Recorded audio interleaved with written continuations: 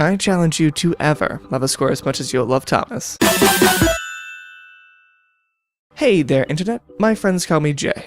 Thomas Was Alone is one of the more cult classic indie titles we have as gamers. It's a pretty big deal, actually. Mike Bithell spins a really engaging tale about some rectangles in an old Greek epic sort of way.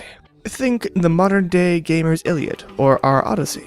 Which is a really rather huge thing to say, actually, but it fits. I mean, what are those old stories?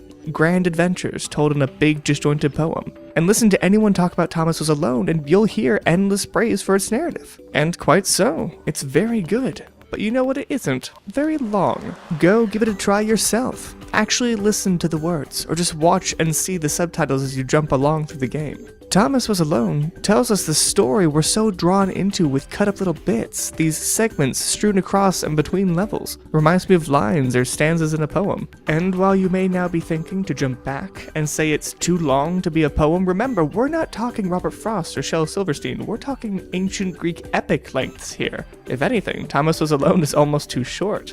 But it makes up for this lack of words in its other facets. This is our Odyssey after all, right? Not a copy of the one that we already have in literature, the gaming one. So if the words fit the bill, you better believe the other parts do too. This is a game after all. We've so much more to play with than words. Music, level design, character mechanics, Thomas Was Alone uses it all to tell that age-old stylus story. It's a classic, designed to be a classic. Are you skeptical? I understand, but look at the DLC Benjamin's Flight. The Icarus comparisons are clear as day. Greek influence is a certainty. And I love it all. Really, I do. It's such a simple game telling this simple story, and I eat it up. We all do. The Greek epics were a massive milestone in storytelling, and no doubt we've used those stories to move into the more modern Harry Potters and Games of Thrones we have now.